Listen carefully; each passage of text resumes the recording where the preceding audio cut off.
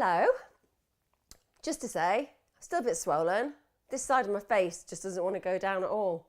I think it's getting less lopsided, as in on this side I can actually move my mouth, whereas this one I can move it a bit more.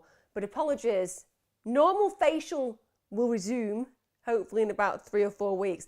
Really hate it. For those of you guys who don't know, I've had some really serious nose surgery a few weeks ago. It was 5 weeks ago. But the surgeon's like, you're just not very patient. And I'm like, you try not being able to smile and then see how patient you are. I'm not a very patient patient.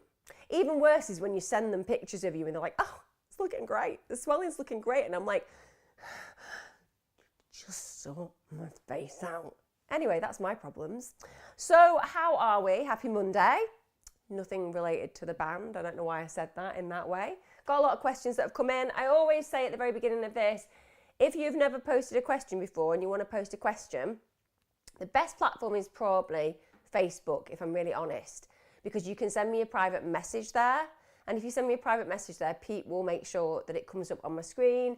But for those of you who are brave enough to express an issue just on the feed on Twitter or YouTube or on Facebook, just do that, because then people can support you as well. I always think it can be really helpful when people just express themselves and then the group connects with one another and make sure that that person feels safe and supported. So I've just got back from CrimeCon yesterday as well, and that's why I may look a little bit exhausted, but that's less to do with CrimeCon, which was a lot of fun, and more to do with the fact that our hotel set on fire, because I am the Sparrow of Doom and these things follow me around, and that is not even an exaggeration. That is exactly what happened.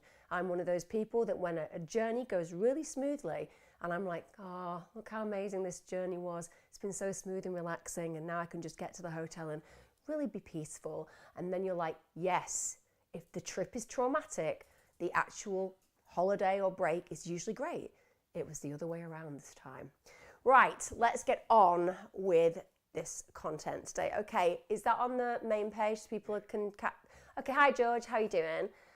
You said, hi, I love your YouTube, but I'm in a bad way and I'm going to end my life later. But thank you for your stories. So, George, a couple of things. Number one is, when you get to this point, there are two ways of looking at it. So, one way when we feel really suicidal is, okay, I can't see a way forward, and therefore I decide that I can end this sense of bleakness or hopelessness, sadness, all these things that interact within that feeling in that moment. Or you can acknowledge that sometimes we get to the lowest of the low and the bleakest of the bleak and the darkest of the dark, and it's at this point that we find what I consider as redemption, a sense of purpose, figure a way forward, a recognition that things won't ever feel as bad as this. Now that might feel, for the person experiencing it, like no victory. Oh great, so I've got to the bit where I feel absolutely broken beyond belief. I don't want to be here. I want to die. And she's saying, okay, well, it's not going to get worse than this. It's not a flippant thing I'm saying. I'm saying it in all truth. I'm saying that there has to be a point in life of crisis, a critical juncture when you get to those places. And maybe you're in that place right now. Maybe that's your critical juncture. And life's giving you this opportunity to go, okay, hang on a minute. We're here, we're breathing right now. So let's imagine that we're in that worst position, that worst place, and you're still breathing right now. All you have to do is keep taking that breath. And when you realize that all you have to do is to keep taking that breath, and that if you just stay with it, then in the end, things are going to change and shift. But you're going to have to do some things about that to ensure that you achieve that. So there's a few things. Number one, we are here. If you need an ambulance calling for you because you don't feel that you can keep yourself safe, then just let me know in my inbox and we'll sort that. So arguably, we can take the powerlessness away and we can do something that changes your scenario right now. Number two, let's just say, for those of people who come to my channel regularly, you'll know my catchphrases. I have them for a reason, and they're a reason because they make sense. I do not for 1 minute believe that what I say does not have logic behind it. It's logical, because I think that when you approach things logically, then things get a lot more simple. That doesn't mean that I don't see that life is full of chaos. It is, but there's a lot we can do to control our experience of chaos. And it doesn't mean that there isn't pain, because there is. It doesn't mean that we don't suffer. We do. but we find better ways of acknowledging that suffering is a part of our experience. It's actually a part of the vast beauty of everything that we experience in this day-to-day life. So what's really imperative here is to acknowledge that my catchphrase that I always say, suicide shouldn't be about killing the self, it's about killing the life that we're living. There is something monumentally wrong right now in your world. And you can say, well, I just don't like the way this feels, and everything feels like it is so monumentally wrong that it's easier if I just think about escape. That's a really permanent solution to a very temporary problem. And even if you've had 5 years of this problem, even if you've had lots of suffering, that doesn't mean that forever has to be this way. And in fact, there would be periods of your life when you look back that it hasn't been that way, because that's the law of averages and statistics. You know, and I know, there have been periods of time where you have found things like peace and joy and contentment, and it's always intermingled with all the other things, because that's the whole experience of the vocabulary of our emotions. But what is it that needs to shift and change about your life? Because you might say, well, I've tried everything, but I've said this on my channel before. If you have tried everything, then you need to tell me that you went and worked with orangutans on a voluntary project. You need to tell me that you've house-sitted for pets around the world. You need to tell me that on a weekend you go and volunteer on projects. You need to tell me that you've tried everything. Because if you haven't, then you have no idea of the plan B, C, D, E, F, all the way, the spectrum of the entire alphabet. Limitless possibilities with one probability. That if you do the things that I'm saying about extending your mindset to possibilities, things will shift and change and be better. Also, I have a bias. I believe that consciousness continues, so I don't believe that this life is the end. Everybody has a different perspective on that. I think that in our moments of great weakness, we are often being taught the strongest moments in our life. I remember when my dad killed himself, so I talk as a daughter of suicide, and I think that anybody can talk about suicide, of course, and anybody who does is welcome to make those comments, whether you've experienced it or not. But believe me, you know shit about it. Shit about it. I don't care whether you're a psychiatrist. I don't care whether you run the British Psychological Society and think you're so much better than everybody else because you've got qualifications and experience in A, B, and C. Bullshit. You don't know nothing about suicide until it hits you in the face, and it turns your world upside down, and it destroys every tiny piece of your sanctuary that you ever knew existed. And you realize that the person that died and killed themselves had no understanding of their intrinsic meaning and worth. And I'm not just talking about in relationships, I'm talking about just in the world in general. My father was somebody who made everybody's life better. It didn't matter whether you were a stranger that he helped in the street, the neighbor whose hedges that he would cut year on, year in. It didn't matter that he was the most important man that I'd ever met and known and grown from. He didn't realize any of that. It's astronomically shocking to me that people don't get their worth, and you have that worth. Even if you don't have family around you to remind you of that, you have that worth. You go and do some volunteering at a homeless shelter, you'll see your worth. But people don't understand suicide, and they don't understand the impact of suicide. But I do. And I'm saying that after somebody kills themselves, all you want to do is kill yourself. That's all you think about. From the minute you wake up in the morning to the minute you close your eyes, you just think, how am I going to do it? How am I going to get away from this? I don't want to live this pain. And that's the big lie that suicide tells you. It tells you that things are never going to change. It tells you that there's only one way out. It tells you everyone will be so much better off without you. It tells you that you're a burden. No one's really going to care, because in the end, you know they're going to get over it. All of those lies that suicide whispers in your ear. And ultimately, people act on those feelings. Along with the depression and the anxiety that they may feel that's brought them in that position, they act on those feelings. And what I'm saying to you now is, those feelings are temporary. They might return at times, but they're temporary. Keep breathing. Keep putting one foot in front of the other. Start trying new things. Change what you're doing in your life day to day. Realize that there is a world out there, and it might mean that you have to just sell up or get rid of everything you've got, get a van and go and live in the middle of nowhere, just taking in the scenery every day. Who cares? Who cares if you find the beauty of your life? It won't be without pain. I'm like, life is full of pain. But how do we know peace unless we know pain? How do we know joy unless we know hardship? How do we know love unless we've experienced resentment and bitterness and hostility? These are all the things that make this kaleidoscope of life and experience so far-reaching and incredible. And what you feel now, if you put into practice what I'm saying, is not what you'll feel next week, and it's certainly not what you'll feel next year. And who knows, in the end, you might be coming back to this channel and teaching us how you turned your life around because you realized that you were worth it, just like we were realizing in this moment that you are worth it, right? Like I said, drop into my Facebook box if you need an ambulance calling. People I'm sure will be picking you up right now, reminding you that you matter and that you are visible. And for anybody else who's been there or feels those things, those sentiments are for you as well. And I also really, really do mean that people who have not experienced suicide, no shit, they really do. Listening, Emma, yeah, I do, absolutely. You don't, you matter. That's why you matter. And it's okay that you've in a situation of this pain, but you don't realize your worth. It's really hard to get across to people who feel so sad that they have an unimaginable power, that you will have things within your being, within your capacity, within your mindset, that you can literally help others. You can change the way that you live in a way that's going to benefit those around you because you have intrinsic meaning. But I just think that people don't realize it.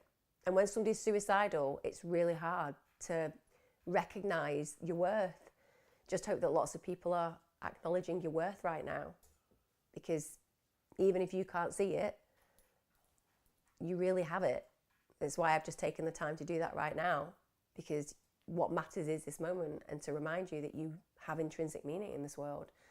Just, I don't know what's going on the chat, but I hope that people are being really supportive. Good. Neil, you've got harm OCD and it's a nightmare. So first of all, when you've got harm OCD, I've got a question just regarding support opportunities for you, and like whether you're getting the support that you need right now, whether your GP has got you some help, whether you are getting any kind of resources. The reason I'm saying that is because I know that a lot of people are just having massive problems with waiting lists. I know that a lot of people are struggling just getting therapy per se. I know that some people are even struggling to get doctor's appointments, and my own doctors at the moment isn't able to take appointments. So it must be really, really challenging if you're dealing with harm OCD and you're not getting lots of support. If you're not getting any support, there's a really great organisation that you might have heard of it because obviously you have OCD and you may well have Googled and checked out, but I really do rate OCD UK. Like, I really do. I think that they have incredible resources, and it makes you feel that you're firstly not alone, secondly have a community to connect with, and most importantly have resources that are clearly available for free. So that would be one thing that I'd look at doing. Secondly, if you've not got the kind of support, please speak to your GP and say exactly where you are, because harm OCD obviously is a little bit more pressured when it comes to getting you the help that you need. The other thing that I would say is OCD, there is a really great kind of therapy. It's called ERP. Arguably, ERP may work for you in certain contexts because it tells you that you have to go through the normal experience day in, day out of everything that you would habitually do on a morning, on an evening, on an afternoon, every activity that you would usually take part in. If you weren't dealing with your harm OCD, that you just connect with a strategy, kind of like, okay, what would I usually do if I didn't have this going on? And then it's about working through it in spite of the compulsions and impulses that tell you to do opposite things, to tell you that you need to harm yourself, tells you that you need to kind of really have these constant thoughts going through your head. All of that stuff is really useful when you work with somebody who's an ERP practitioner. So I would look that up. There's also some apps at the moment that deal with OCD, and I can't remember the one. I'll ask Pete to have a look, but there's one that's been written by clinicians and an algorithm that's all about helping people with OCD work through anything from intrusive thoughts, ruminations, harm, ritualistic experience, all the things that go in between it, because it's an anxiety response. The other thing that I'd say, which is obvious but really, really imperative, is that because OCD is still on the anxiety spectrum, so to speak, anything that can reduce anxiety is going to have a positive impact. And again, like, anxiety is something that I think a lot of people don't really understand the extremes of, but it can cause people to take their own life. It can cause people to not leave the house. Anxiety is something that is so debilitating when it's not managed effectively. And again, a lot of people will acknowledge that they are suffering from anxiety or a syndrome of anxiety such as OCD, but not necessarily be given the equipment to manage it in a way that can at least reduce some of those foundational experiences of just it being chaotic and difficult to do anything because of the limitations that anxiety presents itself with. So just to teach grandma to suck eggs, because you've probably been told this before, but I think it's always really important to go for the stalwarts of what matters with anxiety. First of all, anything that can distract you from the situation is going to be helpful. And distraction can be anything from literally colouring to doing a jigsaw to anything that's going to kind of take you away from that moment. Disputation's a really good one. That would work with ERP to some degree. But disputation is where you kind of like tell yourself why you don't need to listen to those intrusive thoughts telling you to do A, B, or C. Then there are the classic reducers for anxiety. Exercise, making sure you don't have too much caffeine, making sure that you get outside for at least an hour every single day, if not more, if you can. Making sure that you eat a really healthy, nutritious diet that isn't high in saturated fats and high in sugars. These are all reducers for anxiety. If you can do some meditation, if you can do some mindful practice, even things like listening to classical music has been shown to alter the way that our brain waves work. They're all effective for reducing anxiety. Now listen, I'm not saying for 1 minute, do that, your OCD is going to just disappear. I'm saying that what we want to do is to remove some of the additional contributing factors that exaggerate and volumize and amplify your already difficult experience. So they're the things that I would do, but the main one is to get some actual professional help. Like I said, ERP is usually something you have to pay for. I don't think there's a lot of people in the UK who are qualified in it, although CBT is also something that's been useful apparently for dealing with OCD. Like I said, ERP is one that's specifically designed for it, but have a look. Hi Aaliyah, I feel completely lost and broken. Finding my girlfriend deceased in our bed 2 weeks ago has been the worst experience of my life. I'm feeling every single kind of emotion daily, so many unanswered questions, so sudden and unexpected. I know that we had a little interaction the other day, and I said to you then, as I'll say to you now, first of all, I'm so sorry. The idea of losing your life partner and being the person who discovers her body, it's highly traumatizing. It's an unexpected death. It's a young death, and it's a traumatizing death. And even though death is difficult for all of us, look, we all lose people. There'll be people listening now who have reached despair levels when they've lost somebody who was, shall we say, an elderly parent who was in that classic, terrible stereotype of language, expected to pass on. It's never really expected. It's an unimaginable loss. You're like, how is this person full of everything and all this love that I feel for this human being suddenly non-existent in this realm? That's really hard to come to terms with. And you're right at the beginning. And I often say that grief is like tinnitus. It's just constantly there. So it might be that you get a day where it's just screaming that she's dead, she's dead, she's dead, she's dead, she's dead, and you're kind of replaying what's going on. And there might be other days where you can kind of get yourself to a point where it's loud, but it's not as deafening. And even as time goes on, it really will always be there, even if it's just a whisper, because this is a really significant traumatizing loss. At this point, this is where you don't make big decisions. So the classic advice that we give therapeutically is when something really huge like this happens, you like wait 6 to 12 months, before you even start contemplating changes to your life, because everything that you'll do now is in the headlights, understandably. So arguably I would say, don't feel that there is a position, an emotion, a feeling, an experience that you're going to be going through now. It is just what it is. You can't possibly quantify how you'll feel next week, next month, next year. You can't. You just have to take it every single day as it comes. And that's really unhelpful, because it's like, well, I just want to stop it hurting. And that's completely natural and normal. Surround yourself with people that matter and who remember her, where you can just talk as often and as freely as you need. Remember that it's completely acceptable to be sad all the time at this point. But remember as well that sometimes you'll want to laugh, even if it's just remembering something great that you two did together. I think the fact that you were already dealing with somebody who, from what we talked about, had some issues, and you were no doubt a caretaker within that and somebody who compassionately understood, that can make you feel like, oh, did I do enough? Was I somebody who made the difference that I could have? And the answer is always going to be yes, you did, because you would have done anything to protect her.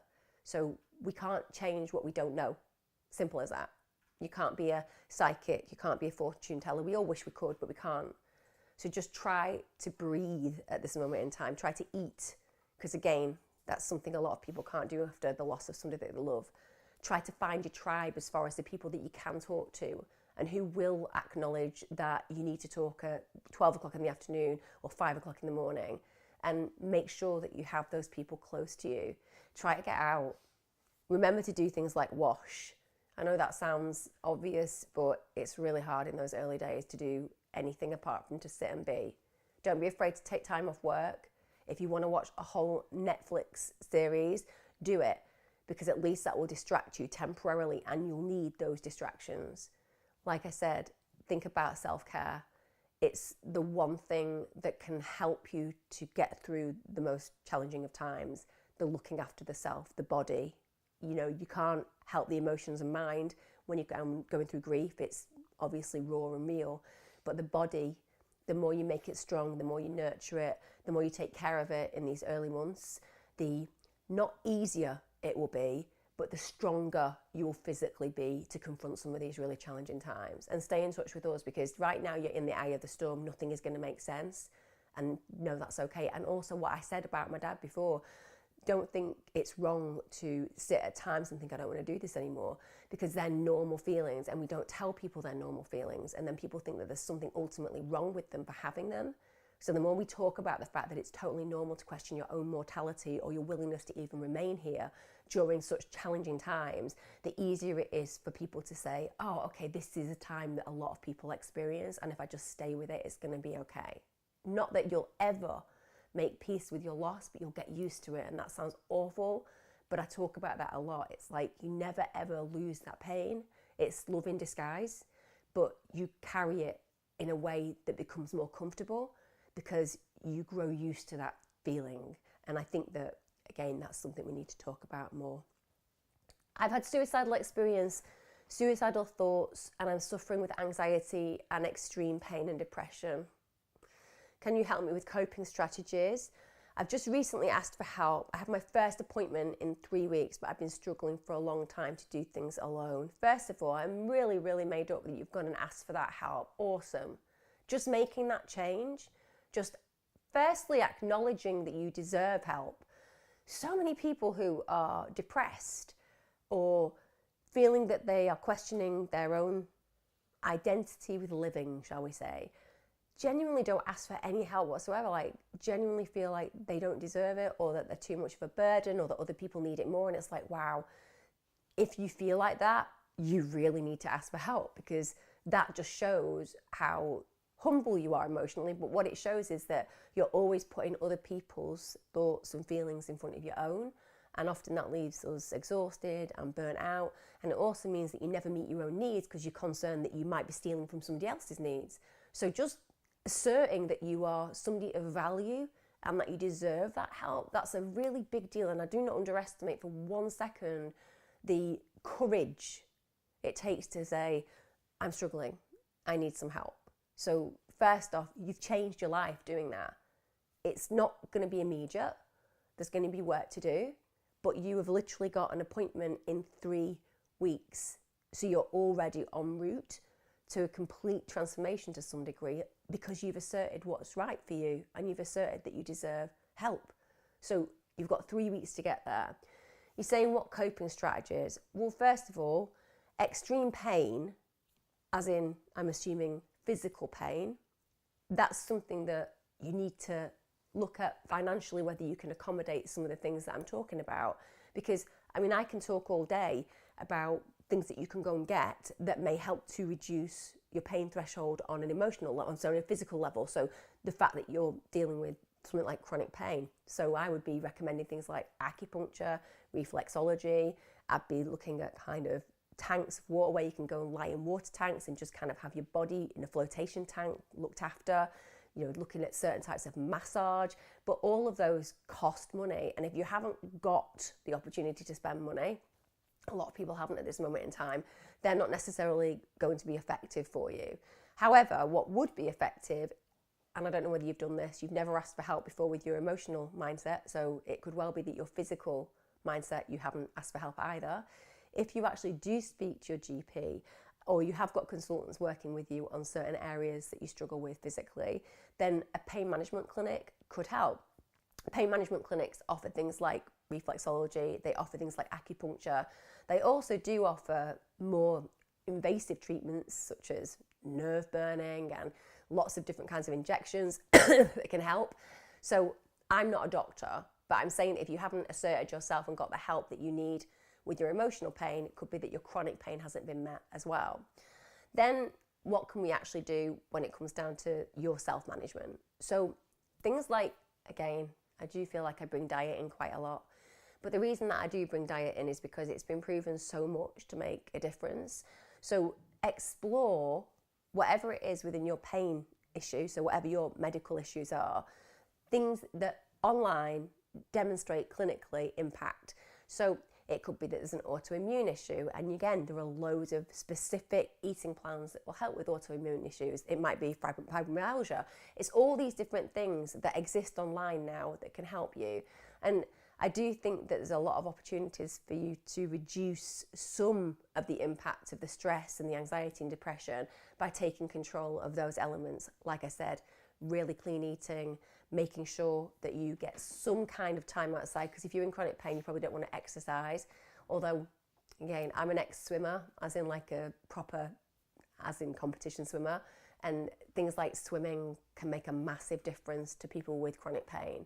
So explore that. But the main thing is you've got what you need to some degree to recognise that in 3 weeks' time, you are going to be talking about the issues that cause your anxiety and depression.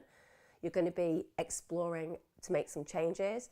And I guess what you could do before therapy, if you really want an exercise that might help, not necessarily reduce the anxiety and depression, but certainly would be useful to maximise the therapeutic experience, is I would literally get strategic. So I would want to know exactly what I wanted to explore. It might be that you go in and you're like, I just need to talk about my pain from childhood. Or it might be that I've got these specific incidents that I want to explore. It might be that you have some recognition of when depression began and you explore around that. Well, what was going on when that happened? Is it that at some points I've had a reactive experience? I would note them all down, and I'd go into therapy being very clear about the logic that you go in with so that you know what you want to experience and explore in the future. Okay, so that's what I do. I work with people and with PD. I work with people with PD. I've got so many different PD. You'll have to explain, because I've got so many different. Personal development is what I'm thinking at the moment, but I don't know whether. So you've got suggestions of how to help. I work with people with PD. Any suggestions of how I can help them more and for me to understand it better? Do you mean BPD? Sorry, it just says PD at the moment. Just get back to me on that one. I promise that I'll answer it as long as I know what it is. Hey Emma, I wonder why when I travel on my bike, get a bus, go to work, etc., I feel dodgy inside. I can enter social situations feeling disconnected from my experience, like an observer, and it's scary at first. It's a daily struggle for me, these feelings.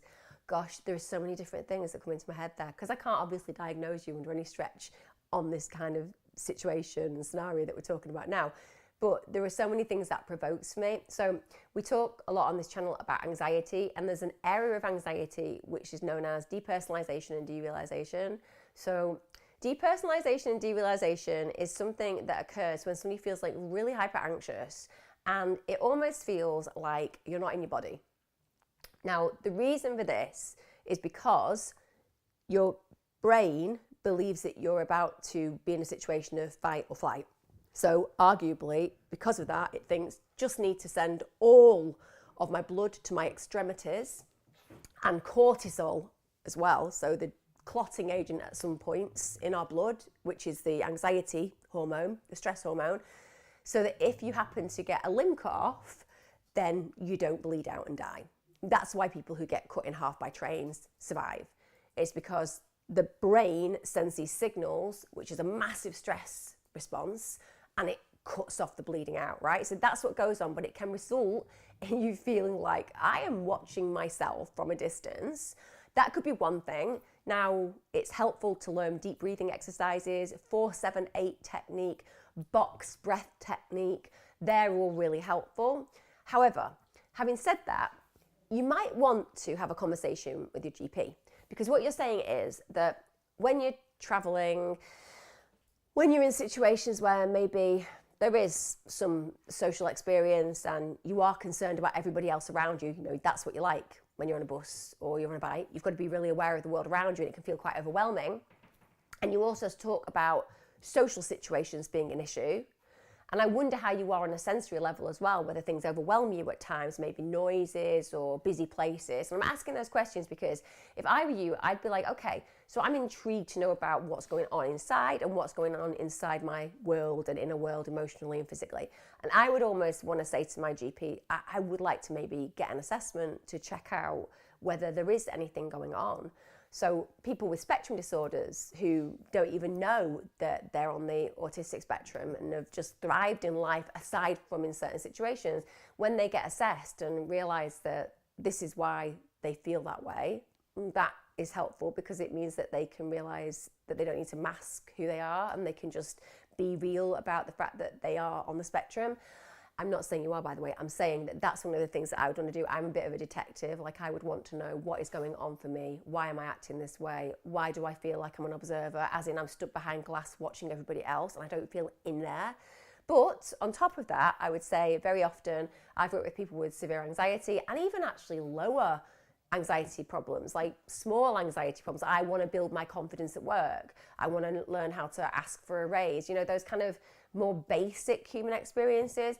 And people will often talk about the fact that they feel like an observer. They don't feel like they're truly involved in the moment. And they're so hyper aware of the impact that they might have on other people. They can't enjoy an experience because they're worried about another person's perspective of them. So it could just be that you are hyper conscious about other people's attitudes and values towards you, and you don't want to let people down. So it could be that you're a perfectionist and you're constantly looking and checking in everywhere else to make sure that you're not too big, too loud, too annoying, all the things that kind of we worry about. If that's the case, then I would say that just working on confidence. And the great thing about confidence working and assertion working is that if you just get books on how to build confidence and how to become more assertive, and I mean self-help books, they can be really, really useful, genuinely. You would be amazed at how listening, and I don't mean watch videos online, even though they're good as well. I mean genuinely reading. So the interaction of words in our brain, it's not the same as listening to a book. It's not the same as, watching a film. It's a certain part of the brain that's used when you read. So try and get some self-help books if that's the one that kind of resonates with you. I've kind of cross-sectioned all of those possibilities just because of the fact that it could be any of those. Oh, so it was personality disorder. Sorry. Apologies that I looked at PD in a different way, because I was actually thinking, personal development. And then I was thinking, is it a personal trainer of some sort? But BP, that's hence why I said BPD. So, personality disorders there's a big scale there. So if we're thinking BPD, EUPD, or are we thinking antisocial personality disorder? Are we thinking histrionic? There are all these different personality disorders, and arguably, I would say some, rather than others, would be the ones that effectively would not be easier to be around necessarily, because every human being has their intricacies, but would be, I would say, a little bit more progressive in the way that you work with them. So I'm going to take BPD and I'm going to take EUPD as the kind of classics there. So first of all, how do you understand them better? In my experience, and it's only my experience, but certainly there's a lot of research that kind of connects with what I feel in this way, is that it can be trauma-based a great deal. So when you get an individual who's developed a personality disorder, EUPD and BPD I'm concentrating on right now, Because antisocial personality disorder, I find that quite difficult, if I'm honest with you, to give you a lot of advice as to how you would work with them, aside from compassion training and biofeedback training, and obviously making sure that they do work on their understanding of self-impact. But when it comes down to the others that I was talking about there, I would be thinking, whenever I met somebody with a personality disorder that covered that, okay, what's their story? Because it can be really challenging. I mean, some of the greatest clients I've ever had and the most joyful experiences I've ever had are with people who have personality disorders. So there's a lot of joy in working with individuals like this. But let's say that they have a real problem with regulating the way that they express themselves. And let's say that when you're working with them and they have a problem with the way that they express themselves because maybe they get angry or maybe they get over upset and melodramatic, maybe they tell you things that you know are going to be destructive, but they can't necessarily see it because the immediacy, the wanting to deal with the pain in that moment leads them to do things that you do not approve of. And I don't mean that in a you're judging them as in for them, but you're kind of put in this difficult position because you see what they're doing and you see the consequences of those actions and potential of those actions, but they still go ahead and go and do that. So for me, it's bringing it back to basics and thinking, okay, so if you imagine that child, the adult as a child, facing some really challenging traumatic experiences, maybe abandoned, maybe abused, and you imagine trying to manage fear and trying to manage total sadness as a child and not having power, then you're going to create potentially these extremes in the emotions. And those extremes come across at times really overwhelming for the person working with the individual. But actually, it's the same as you or I having a bad day and knowing how to express it appropriately. If you have a particular personality disorder, you may feel so hurt by it, so devastated by it, that it seems totally over the top for the person who's working with you. But actually, if you hear from the place of pain that it's coming, it makes perfect sense. If a child has never been given a sense of love, a sense of safety, a sense of connection, where their primary caregivers, for example, make them feel that they'll always be enough, and instead they've had chaos and disruption, and they've had abuse, and they've had disloyalty, and they've had even scenarios where they've just been made clear that they weren't wanted, then the moment that anybody comes close to activating those unmanageable feelings is the moment that they'll be reactive.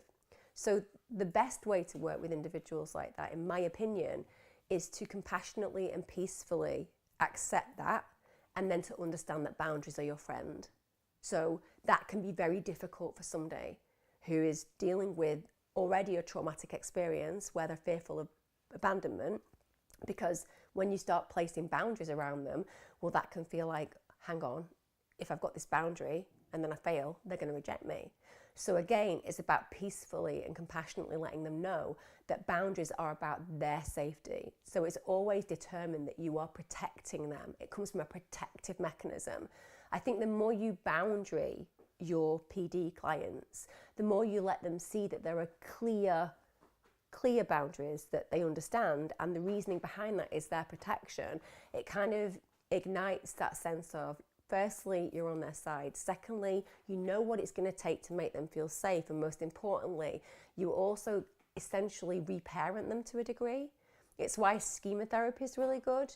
If you've thought about a particular area of training, then schema therapy is a great training, because you look at literally reparenting that person and helping them to gain the missing ingredients that have thwarted their life emotionally.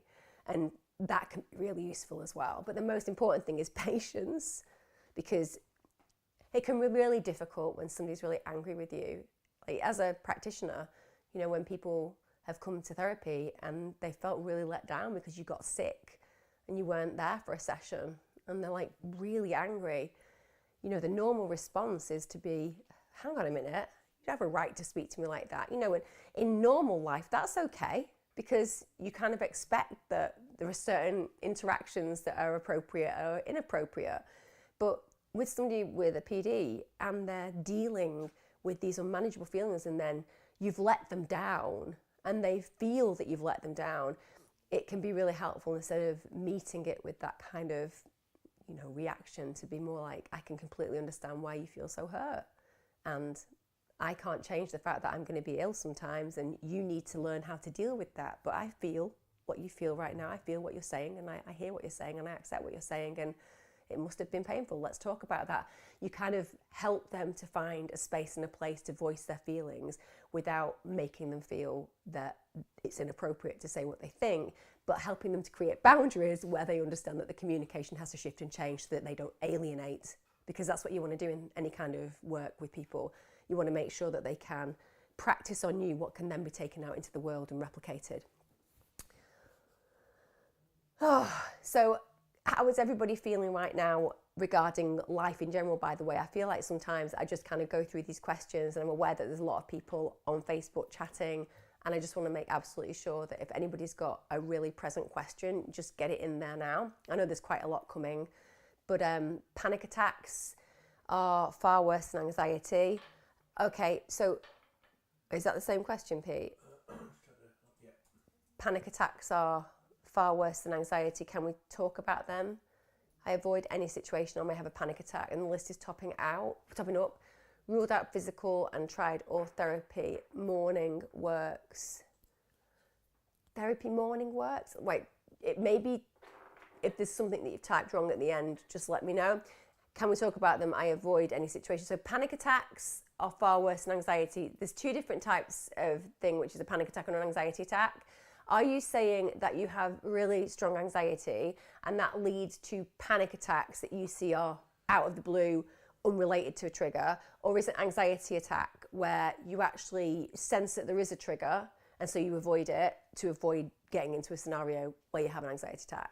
I know they feel the same. I appreciate that a panic attack and an anxiety attack feels literally exactly the same, and we treat them the same, but one has a trigger.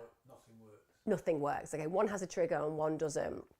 Well, first of all, when I used to work with people who suffered from anxiety or panic disorder, one of the things that I would do, because a big fear that many of the people would have would be that if they started to have an attack in the street, for example, that people would call an ambulance. And this would stop a lot of the people that I work with going out, because they genuinely felt like they didn't want the fuss. A lot of people who have panic and anxiety attacks, they feel like they don't want to be a burden on anyone. So the consequence is that they don't go out because they think, I'm going to embarrass myself. They have a really oversensitive connection with feeling embarrassed.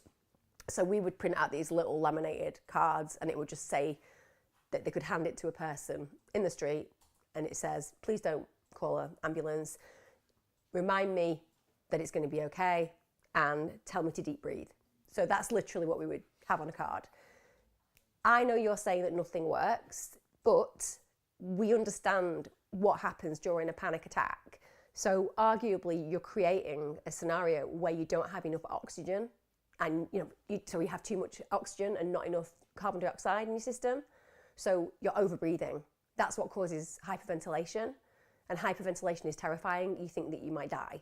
People think that they're having a stroke, they think they're having a heart attack. It's really horrific. So essentially that's what's occurring. That's what's going on in your body. So your job in that scenario is that you have to breathe differently so that you can manage the way that you get the blood to the brain in a correct way, as in with the right amount of oxygen and the right amount of CO2.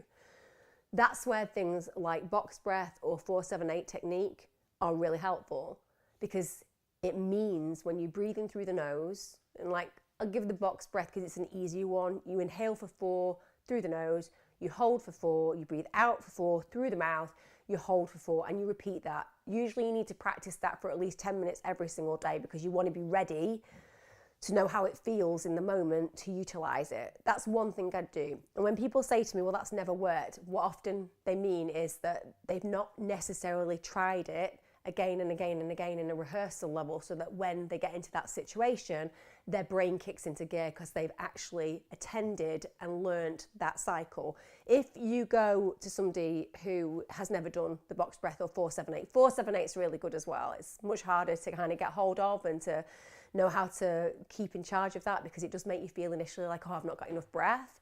But if you learn it, then it means that the moment that you start heading for a panic attack, you will be able to engage it. When you don't, and then somebody says to you, just deep breathe, you already feel like you can't breathe. So the last thing you're going to feel like is breathing out and holding it. You're going to be like, oh my God, no, I'm not going to be able to. I'm going to suffocate.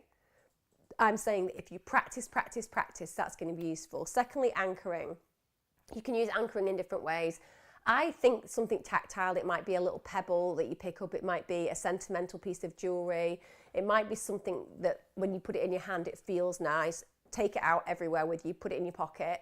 Ideally wrap it in something that smells of something that's really important and familiar to you. For me, that would be peppermint. I've not got a sense of smell these days, but arguably, if I do and can smell it very occasionally, peppermint is my thing to anchor me. You wrap it up in peppermint. Alba oil is a great one as well. Pick a smell that really connects with something important. Maybe something that you do some relaxation to. If you've got a particular aromatherapy that you do some relaxation and meditation to, that can be really useful because you create a psychological anchor with the smell. So then you've got the tactile feeling that you can use, put in your hand and kind of rub around whilst you're smelling the peppermint or whatever smell that you use that reminds you of peace and quiet.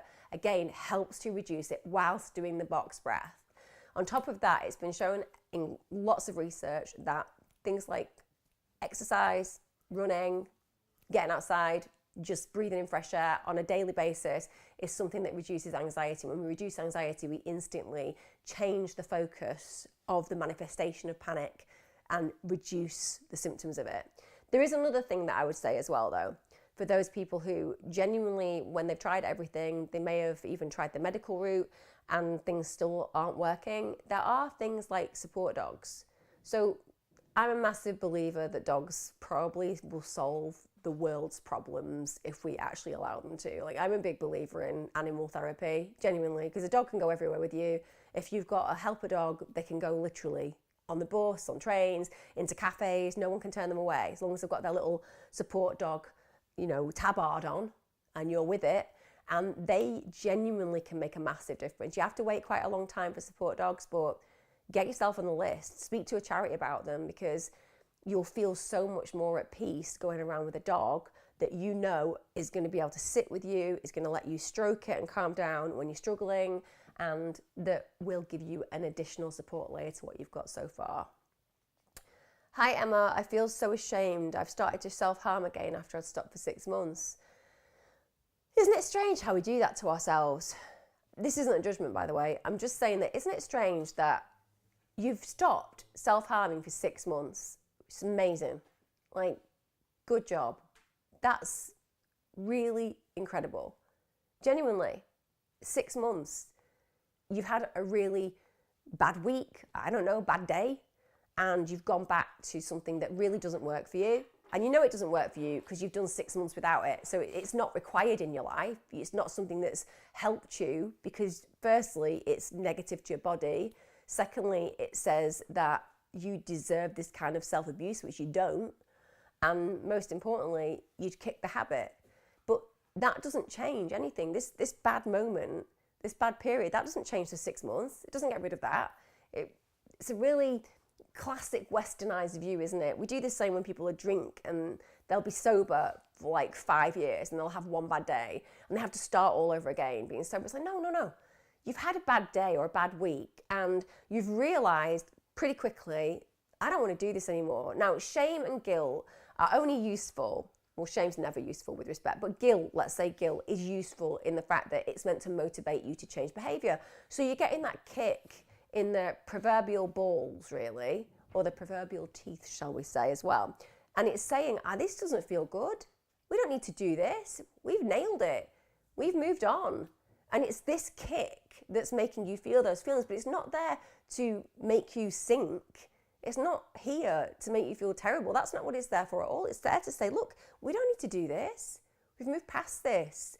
The thing about you is you have your answers already. You don't think you have because you're so caught up in what you feel you haven't done, what you feel you haven't succeeded in, because you've decided that this little blip, this little bump in the road, this is defining you as failing. It isn't. It's defining that you've had 6 months of success. And that's so powerful. That's so incredible. So now it's like, okay, so what was it that worked? Because you've had 6 months, so now you have literally the map to success. It's there. So what is it that you did? Because that's where your answers are. Also, to explore the bump in the road. So what was going on? Ask yourself those questions. What was different about that day or that week? What shifted or changed? Because then you're going to get introduced into things that are good for you and bad for you. So the 6 months that you've been bossing it and nailing it and doing really well, that's been working. And then something shifted and changed. So something has shifted and changed in your life. So it's like, okay, so now I can look and I can see what is the invader into my psychological peace that I've been manifesting. And that's going to give you insight into what you need to change. It could be somebody's been a dick to you at work. It could be that somebody's being nasty to you in a relationship. It could be that you expected to be a certain place and you're not where you want to be. All these are ways of looking at what's happened and adjusting the course of where we're going. That doesn't mean that self-harm is useful, but what you do is you take from that bad situation the silver lining, which is the what do I learn, and then how do I prevent myself going down this road again. If it was a relationship where you're being treated badly, you'd be like, okay, so I now know that when it gets to this stage in a relationship, I cut them off, I call them, I get rid of them, because otherwise that's going to trigger A, B, or C. So first of all, and last of all, the most important integral part of this bit of advice is you've done 6 months. It's amazing. You should feel really proud of yourself. But now is not the time to be like, oh, it's all over. I've failed. It's like, no. Okay, just stand up straight ahead, take your footsteps in front of you and realize that you have your answers already, and that's amazing. You've already succeeded. Now it's just readjusting that and moving forward and succeeding again, because you might not self-harm again ever, or maybe you'll do it in 2 years and then you'll figure it out again and you'll adjust your behavior again, and then you might do it in 10 years, but it doesn't mean that you've failed ever. It just means that you're learning and growing and you've done really, really well. Hi Emma, how do you find hope to carry on when you have lifelong mental health conditions that you know you'll never be without? I've tried so many different therapies and medications and I just can't seem to find a way out of feeling how I do. I struggle to find the reason to carry on when I know I'm never going to be truly free from my condition. I have so many different thoughts on that paragraph, because there is a bit of me that thinks that somewhere down the line, somebody has created this blueprint of what life's meant to be and how humans are meant to be within it. And we compare ourselves to this blueprint. And not even the blueprint works. People fall off it daily. And even people who are meant to be the happiest, healthiest, most successful humans in the world often turn out to be quite the contrary, because they're comparing themselves with what they're meant to be as opposed to who they are. I don't know what's going on in your head. I don't know what you think is wrong with you or what you may have been told is wrong with you. But what if there's nothing wrong with you? It's just that the way that our world works, particularly in the Western state, doesn't necessarily work for you.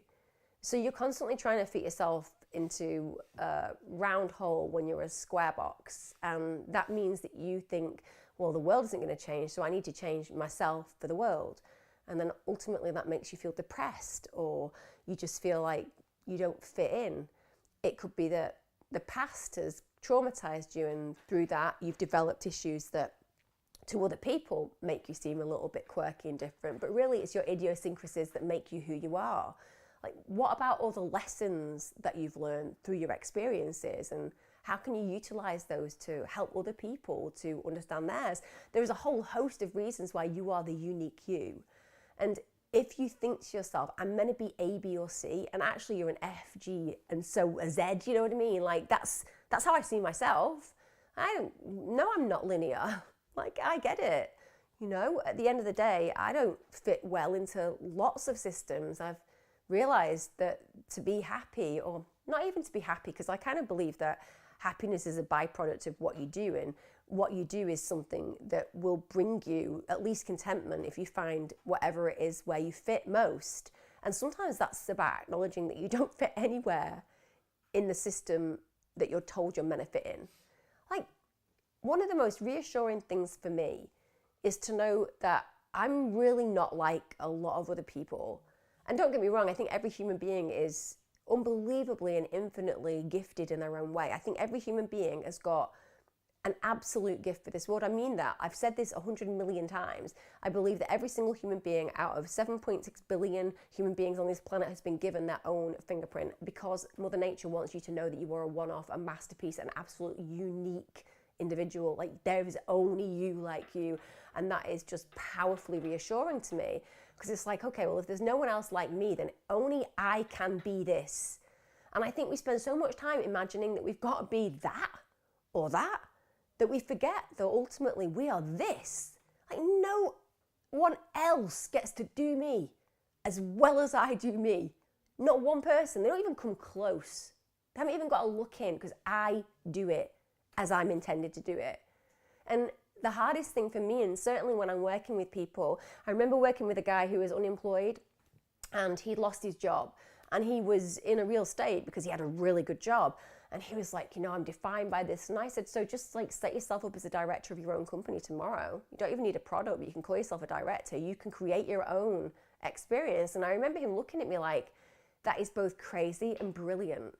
And it is. It was crazy. Didn't mean he was earning any money, but it was brilliant. Because no one could say that he wasn't this, that, or the other, because he defined himself.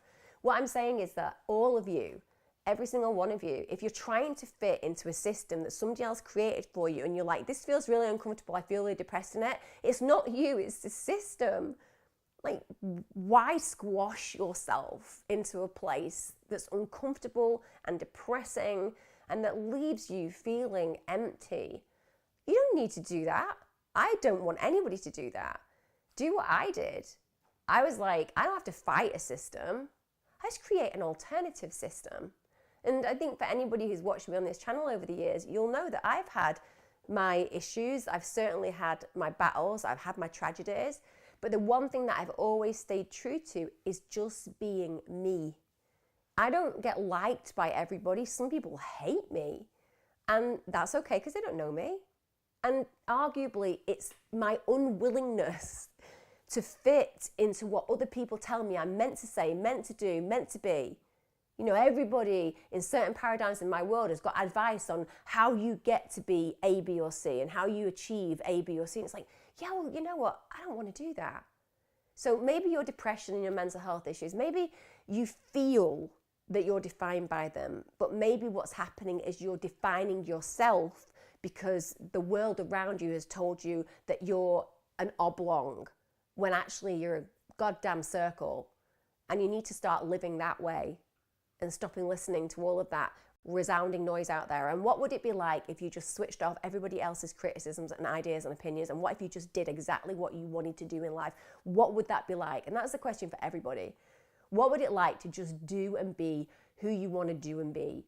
And you said about hope. I don't think that hope is always a great thing. Like, don't get me wrong. I know that when you think about it archetypally, you're like, oh, hope, it's brilliant. And I talk about hope sometimes. What I'm saying is that, like, you deserve more than hope. You don't have to just have hope. You can have it. You can have whatever it is that you feel that you were destined for. Like, for me, that's about doing things like this. It's about healing. It's about reminding people of their intrinsic worth. It's about saying, screw you to the authorities that want to control things that I say or do. It's like, no. It's about being authentically me, even if it costs me, because you know what? It's better to have less and feel more. I really mean that. It's so much better to have less and to feel so much more. So I would leave you all with that tonight. It's been quite a diverse evening this evening, which I found really helpful because I love being able to kind of explore different paradigms and areas that we're experiencing. To those of you who felt suicidal, just want to say again, just drop into my Facebook box, and if you need any help, an ambulance calling, etc., we'll do that. George, you don't need to thank me because you matter. And to anybody who is listening right now and is feeling like that, please understand that I'm so proud of people. I think it takes such courage, like the guts it takes to put online, I feel suicidal, the guts it takes, it's incredible. And it also tells other people, and this is the really important bit, George, it tells other people an important story. It says it's okay to struggle. It's okay to say I'm in pain. you give permission to other people to do exactly the same, and that is a brave thing to do. But like I said, please drop into my inbox if you need to get any help, because all of you deserve it. Like I said, remember that last bit that I've said, out of 7.6 billion people in this world, there is only you. And you were born to be you, to do you, to unapologetically live as you, even if other people don't like it. And believe me, a lot of people don't like the way I am and what I do. And you know what? Good. Wouldn't the world be terrible if everybody just liked everything that I did? I mean, wouldn't it be boring and bland? It's the diversity and the conflict and the distinguishing factors and features about all of us that makes this life just a beautiful and agonizing and joyful place of suffering and every other opposite that it can be. But in those moments of madness where you think, I just can't do this anymore, like, just go and step outside, take a breath, look in the trees, and then ask yourself the question, are those birds questioning themselves when they fly? No, they just trust. They just take off and trust. And sometimes we just need to trust that the answers will be revealed and that we are enough. Even, like I said, when we're a circle and they're trying to friggin' put us in an oblong shape. Right, guys, I'll see you again next week. Take care.